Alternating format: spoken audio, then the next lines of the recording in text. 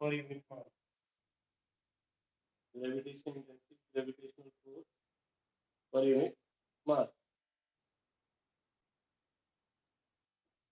तो हम आई से भी नोट कर सकते हैं, इसका फॉर्मूला क्या होगा, E m by r square. Sir आपकी वॉइस क्लियर नहीं है। वॉइस क्लियर नहीं है, एक मिनट।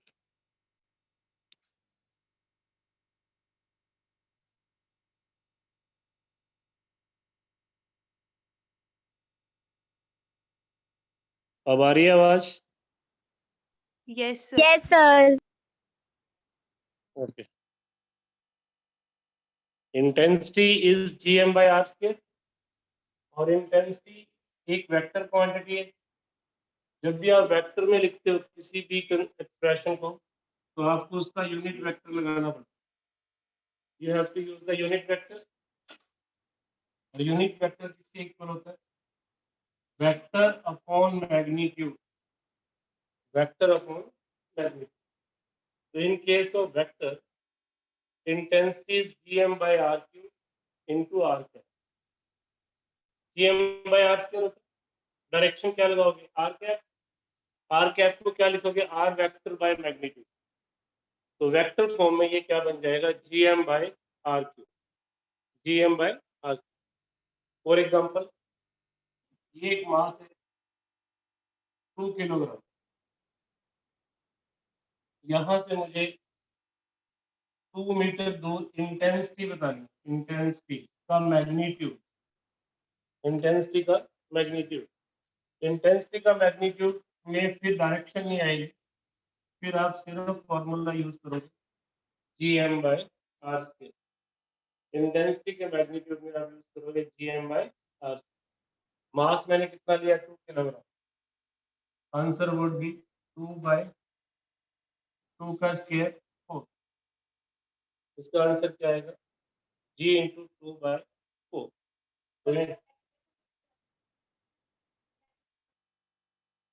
इंटेंसिटी है, बताइए इंटेंसिटी को आई से लेना, वही होगा ना फॉर्मूला। फोर्स में 2 मास होते हैं, इसमें एक ही मास आता है, एक मास कट जाता है। इंटेंसिटी कैसे निकालते? फोर्स का फॉर्मूला होता है G M M by R square. नीचे ये वाला जो मास है वो इसको कैंसिल कर, तो इंटेंसिटी क्या बनेगी? G M by R. क्योंकि वेक्टर है तो मैंने आर कैप लगाया। अगर वेक्टर नहीं होता, मैग्नीट्यूड है, तो मैं सिर्फ आर स्क्वायर लगा के इसको सिंप्लीफाई करता। मेरा आंसर क्या आ गया? 2g by. इतना समझ में आ गया सबको? फिर नेक्स्ट नोट करो, ग्रेविटेशनल पोटेंशियल क्या? What is gravitational potential? B. B से नोट करेंगे ग्रेविटेशनल पोटेंशियल को। तो gravitational potential is work done per unit mass. Gravitational potential is work done per unit, इसमें मतलब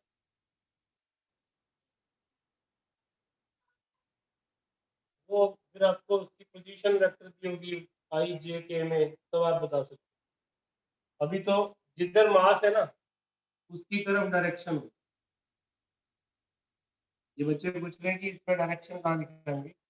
it is attractive force. Gravitational force is attractive force. तो उसकी direction किधर होगी? Toward the mass. Direction is toward the mass. Gravitational potential ये scalar है, इसकी कोई डायरेक्शन नहीं होती। डेरिवेशन नहीं करेंगे, सीधा सीधा फॉर्मूला नोट करो। G M by R negative gravitational potential का formula minus G M by intensity का फॉर्मूला क्या था? मैग्नीट्यूड में Gm/r²। फोर्स का फॉर्मूला क्या था? मैग्नीट्यूड में 2 मास आ जाते हैं, पोटेंशियल के फॉर्मूले में 1 मास और 1 r⁻⁴ इसको बोलते हैं ग्रेविटेशनल पोटेंशियल। फिर आता है gravitational potential energy. Potential energy के फॉर्मूले में दोनों मास आएंगे, Gmm/r।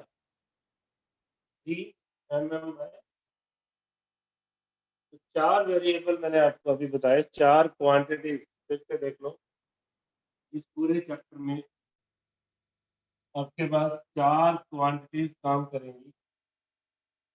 One is force, which is Gmm/r²। ये वेक्टर है, अगर वेक्टर है तो इसके साथ आप r कैप भी लगा सकते हैं, और r कैप को आप लिखते हो वेक्टर r/मैग्नीट्यूड, यूनिट वेक्टर को। तो अगर वेक्टर में लिखना हो तो इसका फॉर्मूला बन जाता है Gmm/r³ r vector, Gmm/r³ r vector force. फिर मैंने आपको कहा इंटेंसिटी। इंटेंसिटी का मैग्नीट्यूड तो आप 1 मास लेंगे r², बट अगर आपको डायरेक्शन के साथ बताना है Gmm/r³, r का एरो वेक्टर, पोजीशन वेक्टर होते हैं, इस पॉइंट पे निकालते हैं और मास को ओरिजिन पे समझ के वेक्टर i j k में निकालते हैं। तीसरा है पोटेंशियल, जो कि वर्क डन पर यूनिट मास है। इसका फॉर्मूले में एक ही मास आएगा और एक ही आर है, -Gm/r। और फिर चौथा है पोटेंशियल एनर्जी, जो कि पोटेंशियल इनटू में मास होता है। तो इसके फॉर्मूले में दोनों मास आएंगे Gmm/r। चारों फॉर्मूले। पोटेंशियल एनर्जी जूल में, ये जूल पर किलोग्राम में, ये न्यूटन पर किलोग्राम में, और इसके यूनिट न्यूटन। इसके यूनिट क्या होते हैं?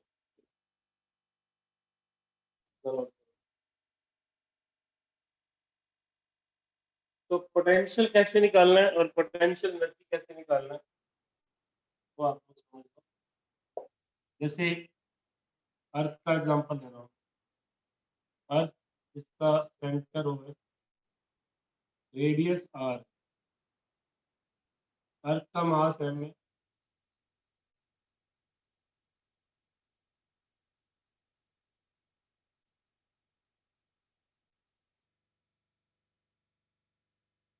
इसका मास स्मॉल, इसका मास स्मॉल है, और इस सरफेस पे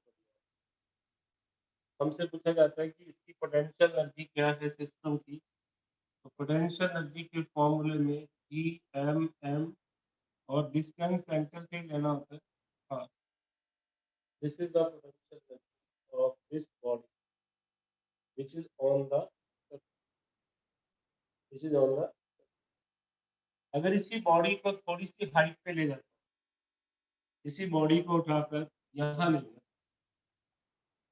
किसी हाइट h पर, अब पोटेंशियल एनर्जी क्या होगी? -Gmm r+h। जैसे जैसे हम ऊपर जा रहे हैं पोटेंशियल एनर्जी पे क्या फर्क पड़ रहा है? बढ़ रही है या कम हो रही है? बढ़ रही है, कम हो रही। बढ़ रही है। नेगेटिव में कम होने का मतलब बढ़ना। -2 से कोई वैल्यू -1 हो जाए तो वो बढ़ती है, कम नहीं। और इनफिनिटी पे जाएगी तो जीरो होगी। जीरो तो नेगेटिव से बड़ा ही होता है।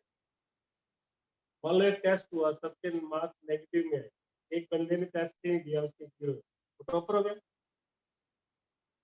Zero is more than -4, zero is more than -8।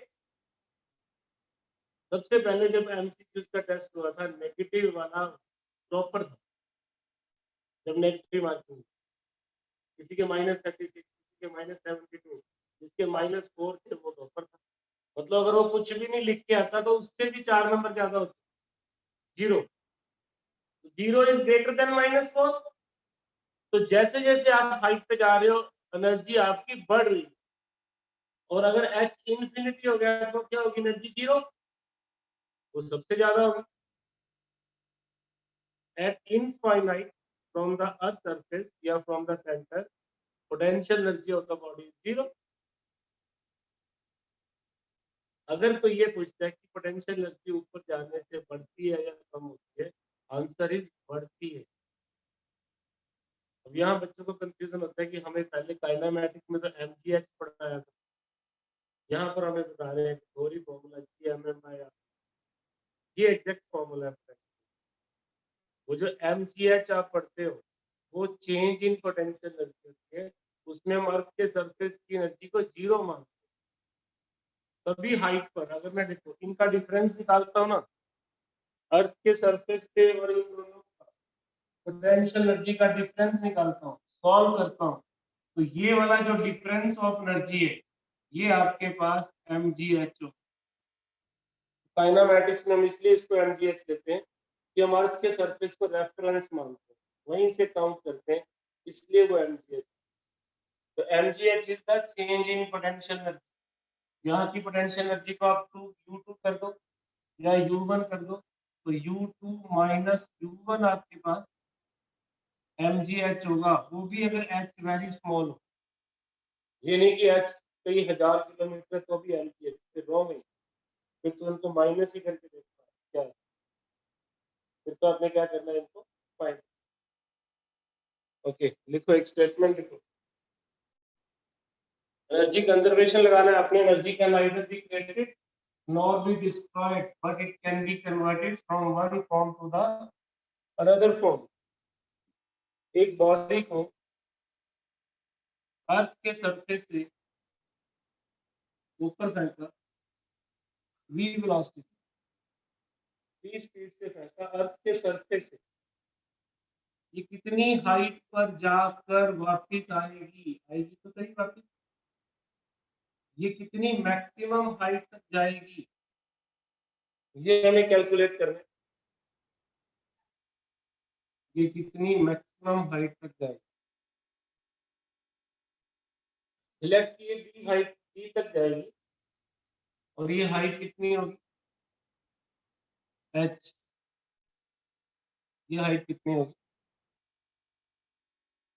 अब जब ये बी तक जाएगी तो वहां पर इसकी वेलोसिटी क्या होगी? 0। बी तक जाएगी ना, एक इंस्टेंट पे तो रुकेगी, बी पे रुकेगी ना एक इंस्टेंट पे। तो यहाँ पर पहले देखो टोटल एनर्जी कितनी, -gmm/r plus kinetic energy. Yes और और यहाँ पर टोटल एनर्जी कितनी? -gmm/r plus h plus kinetic energy 0। अबे समझ में आया? ध्यान के लिए होना चाहिए, एक गुम हो गया।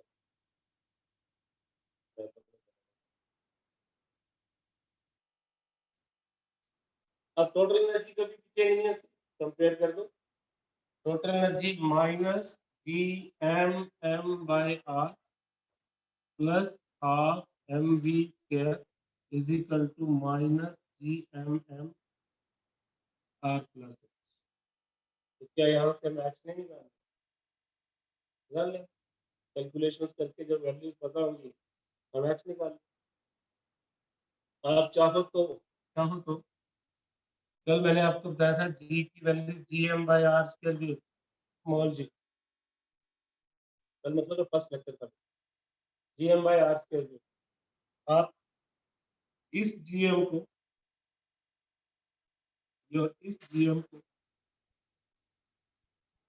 gr² पुट कर सकते हो, gr², एक r कर जाएगा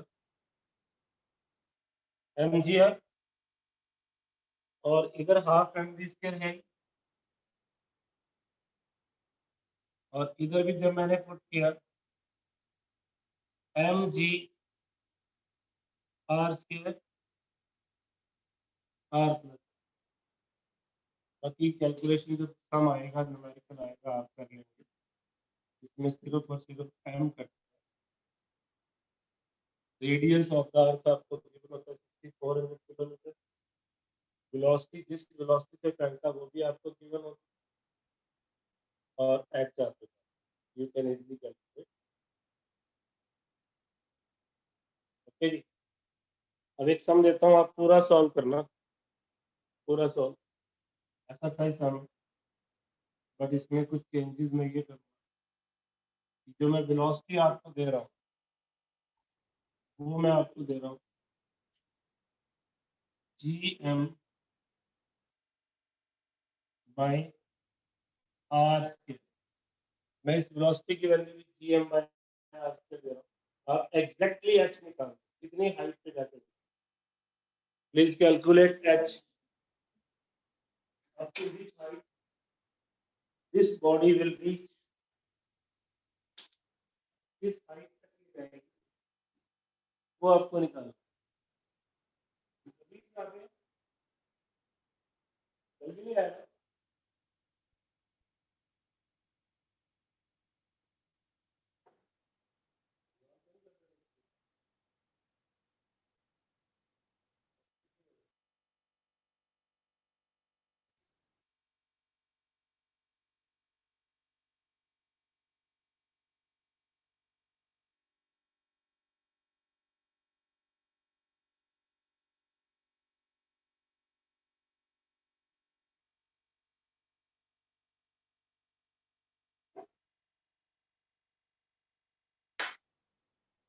वेलोसिटी की जगह पे आप वैल्यू पुट कर दो,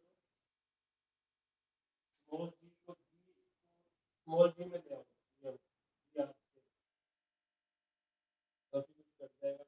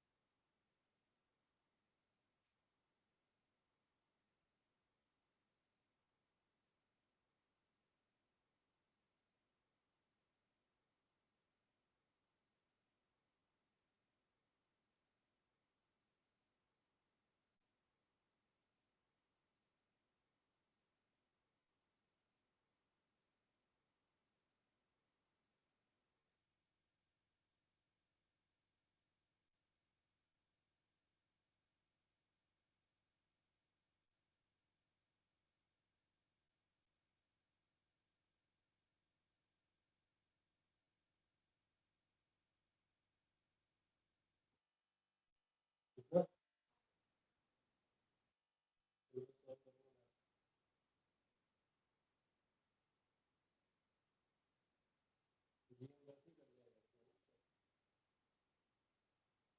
फॉर्मूले को सिंपलीफाई कर दो ना दोबारा से, एनर्जी कितनी थी minus em by r, kinetic energy कितनी होगी इसका स्क्वायर कितनी बनेगी gm बाय r स्क्वायर, उसके बाद पोटेंशियल एनर्जी कितनी होगी gmm r प्लस h, और काइनेटिक एनर्जी कितनी 0, ये बनेगा gmm और gmm, बचा क्या -1/r, यहाँ r ये r स्क्वायर गलत है, यूनिट यही बनते हैं, सही है, ये मेरे पास कितना आ गया plus half are square.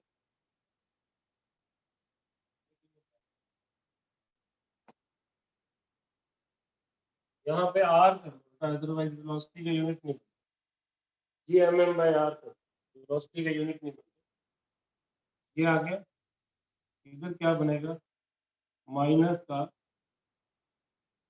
Are plus H, इसको सॉल्व किया 2r माइनस 2 प्लस 1 माइनस का आर प्लस एच इधर से minus 1 equal to 2r H equal to. ठीक है जी, आपका पहले आंसर कुछ हो रहा था क्योंकि वो आर से, बट वो वेलोसिटी की यूनिट ही नहीं, वो GM बाय आर होना ऐसे। R at the height of R, यानी कि यहाँ से जितना नीचे है उतना ही ऊपर जाने पर बॉडी रुकेगी। इस क्वेश्चन के अंदर इस हाइट पे बॉडी रुकेगी।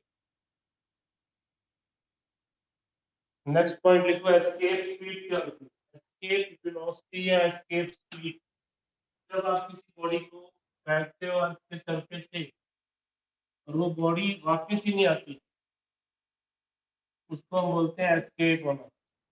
मान लो मैंने इसको 20 फीट से फेंका और ये अर्थ के ग्रेविटेशन को ही क्रॉस कर,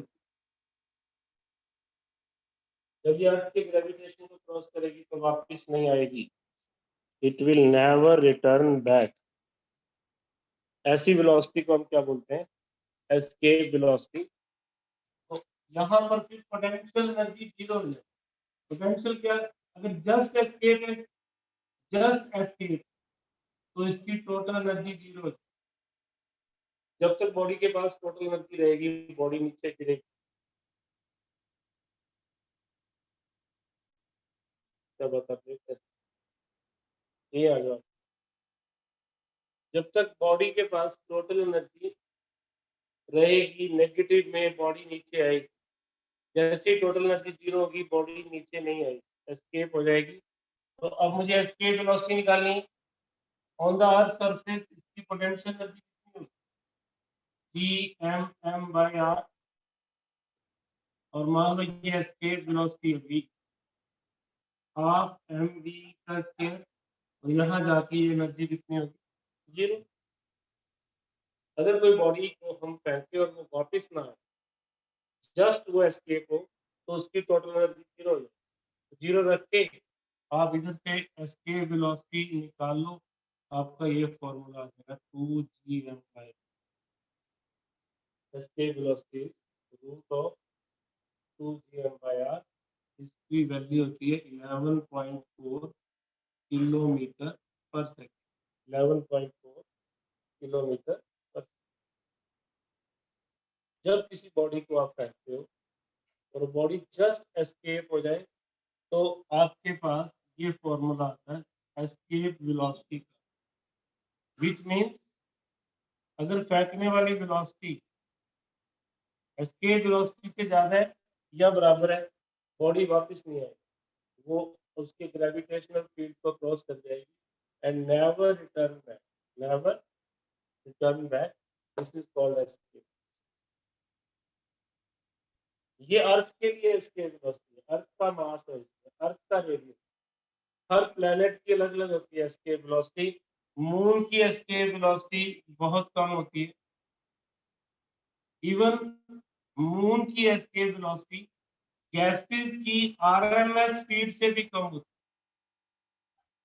है। मून की एस्केप वेलोसिटी गैसेस की रूट मीन स्क्वायर वैल्यू से भी कम होती है। इसलिए मून के पास कोई एटमॉस्फेयर नहीं है, क्योंकि मून के पास अगर गैसेस आ भी जाएंगी, उनके पास वेलोसिटी एस्केप से ज्यादा है, वो एस्केप कर जाएंगे। अगर आप यहाँ से मून पर एटमॉस्फेयर लेके भी जाओ किसी तरीके से, आप वहां पर गैसेस को लेके जाके छोड़ोगे तो वो अपने आप ही एस्केप कर जाएंगी, वो मून के एटमॉस्फेयर को क्रॉस कर जाएंगे। ये पॉइंट भी इम्पोर्टेंट है। मून हैज, नोट करो, moon has no atmosphere. Moon has no atmosphere क्योंकि escape velocity of the moon is less than the root mean square velocity of gas molecule. Less than the root mean square velocity of gas molecule. Less than the root mean square velocity of gas molecule. Root mean square velocity of gas molecule. Root mean square velocity of gas. समझ गए? क्या भी problem है? जैसे अर्थ की scale velocity है 11.4, moon की calculate करते हैं तो 2.8 और जो गैसेस है उनकी रूट मीन स्केल वेलोसिटी जिससे गैसेस ट्रैवल करती है वो 3 के आसपास 3 किलोमीटर पर सेकंड, इसलिए गैसेस वहां से एस्केप करती है। कोई भी बॉडी जिसकी खुद की वेलोसिटी एस्केप वेलोसिटी से ज्यादा होगी वो एस्केप कर जाएगी। That is why moon has no atmosphere. और बिना एटमॉस्फेयर के आप साउंड वेव को ट्रैवल नहीं कर सकते। साउंड वेव जैसे मैं बात कर रहा हूँ तो आप तक मेरी आवाज पहुंच रही है क्योंकि इस रूम में एटमॉस्फेयर है। Sound is a longitudinal wave, हम पढ़ेंगे वेव के अंदर, उसको ट्रैवल करने के लिए मीडियम चाहिए। तो मून पे आप ऐसे बातचीत नहीं कर सकते जैसे हम यहाँ, तो हमें ट्रांसमीटर यूज करना पड़ता, उसके थ्रू हम या इलेक्ट्रोमैग्नेटिक वेव बना के उसको ट्रैवल करना पड़ता है, वो अलग प्रोसीजर है। ऐसे बातचीत जैसे क्लास नहीं हो सकती, तभी होगी जब सबके कानों तक वायर कनेक्शन जाएगा और साउंड वायर के थ्रू पहुंचेगी। एयर के थ्रू, एयर है ही नहीं, वैक्यूम में साउंड जाती है। तो escape velocity of the moon is less than that of the RMS speed of the gases, so gases escape from the surface of. कर लोगे आप? What is your potential energy escape velocity सब पता हो गया? अब लिखो relation between gravitational field intensity and gravitational potential. Relation between gravitational field intensity and gravitational potential. इनके बीच में क्या रिलेशन है? अगला topic, relation between gravitational field intensity I और gravitational potential V, इनके बीच में ये रिलेशन है, I is equal to minus dV by dr. I is equal to minus dV by dr, इसको बोलते हैं पोटेंशियल ग्रेडियंट। इंटेंसिटी नेगेटिव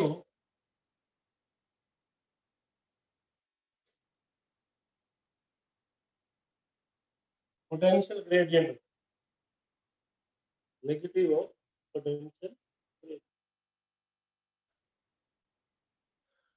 इसका कहीं यूज होगा तो कर लेना। जैसे देखो ये होलोस्फीयर, इसके अंदर किसी भी पॉइंट पर अगर आपसे किसी भी पॉइंट पर होलोस्फीयर इंटेंसिटी पूछ ले तो वो जीरो। होलोस्फीयर के अंदर किसी भी पॉइंट पर इंटेंसिटी जीरो होती है, लेकिन पोटेंशियल वो किसी भी पॉइंट पर कांस्टेंट होता है। ये दोनों चीजों का रिलेशन याद रखो। होलोस्फीयर में अंदर इंटेंसिटी जीरो, इनसाइड, ये किधर है? इनसाइड, इनसाइड का होलोस्फीयर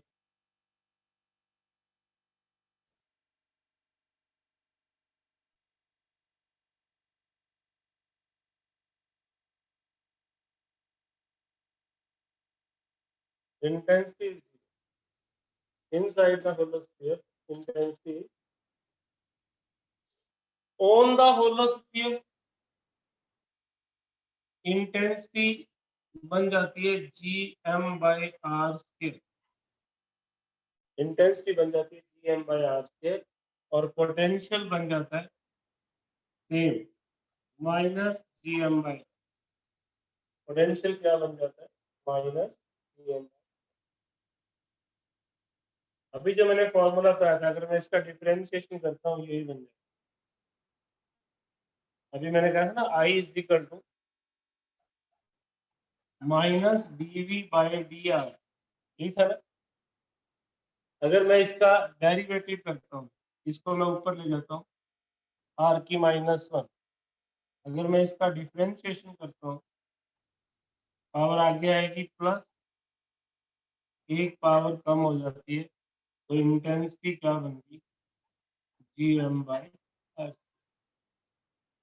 gm/,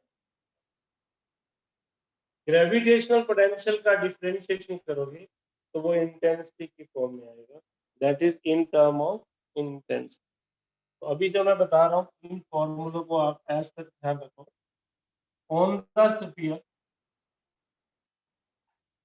ये हो गया। नाउ आउटसाइड द स्फीयर, मान लो इस पॉइंट पे निकाल, इस डिस्टेंस को स्मॉल r ले लो। Outside the sphere, outside the sphere intensity का जनरल फॉर्मूला ये gm/r², और पोटेंशियल क्या बनेगा -gm/, तीन केस आप नोट करो for hollow sphere, for intensity, for potential.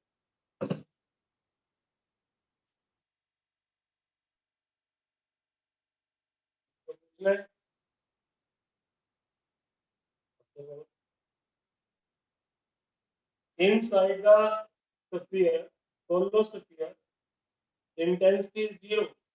Inside the holosphere, intensity is 0, but potential is not 0, constant है। अगर मैं एक ग्राफ बनाता हूँ,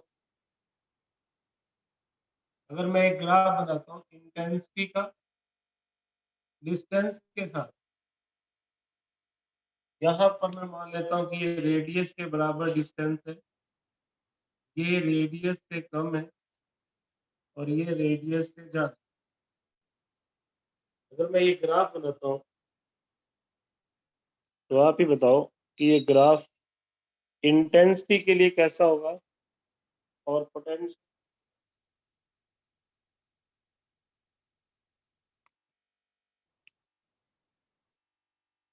ये ग्राफ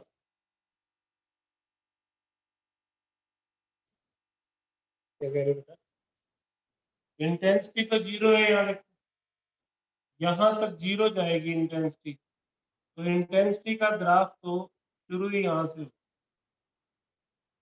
और वो उसके बाद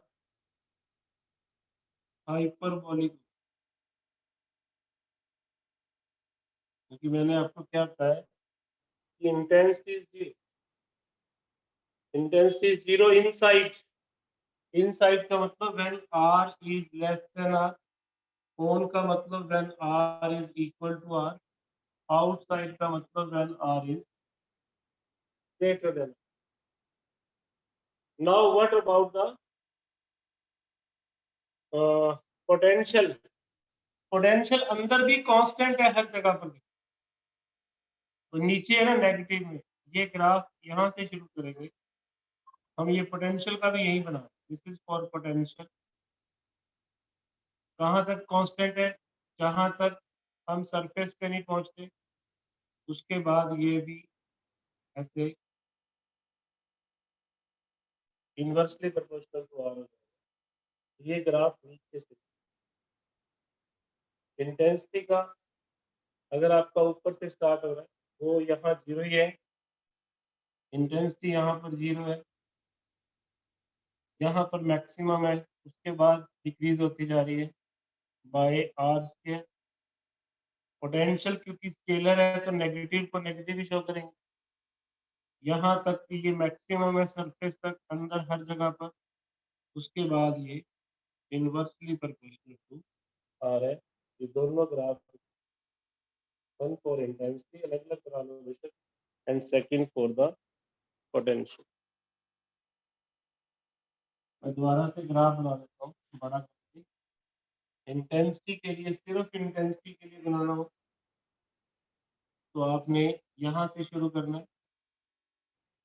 ये इंटेंसिटी का, क्योंकि जब तक आर से छोटा है इंटेंसिटी जीरो, आर के बराबर है इंटेंसिटी मैक्सिमम, आर से बड़ा है तो intensity is inversely proportional to, it is inversely proportional. दूसरा है पोटेंशियल का। पोटेंशियल इधर पॉजिटिव होता है इधर नेगेटिव। यहाँ से शुरू करना है।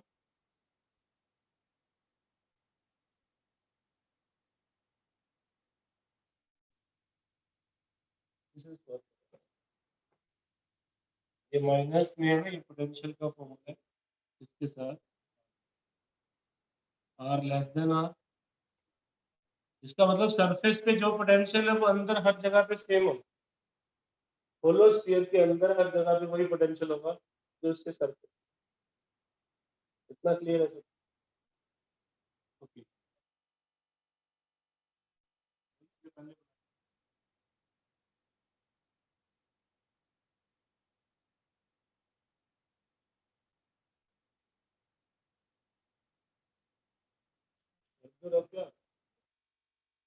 लिया सबने? ओके। आगे देखिए, मेरे पास ये एक होलो स्फीयर है, ये भी एक होलो स्फीयर है, और ये भी एक होलो स्फीयर है। बना लो, तीन होलो स्फीयर बना लो। इसका रेडियस आर ले लो, 2r ले लो, इसका रेडियस 3r,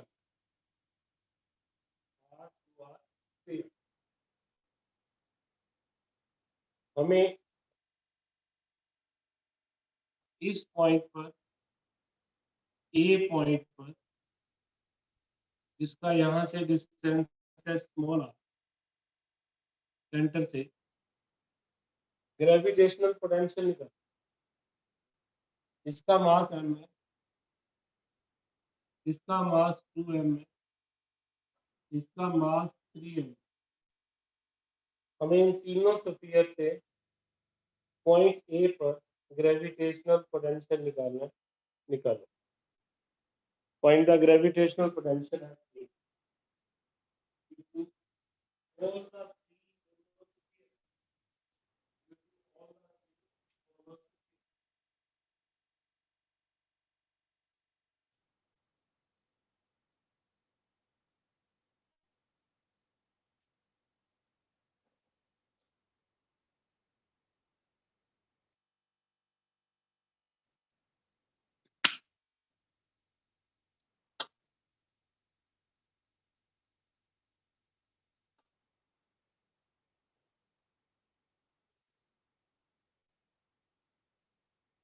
सेम क्या है?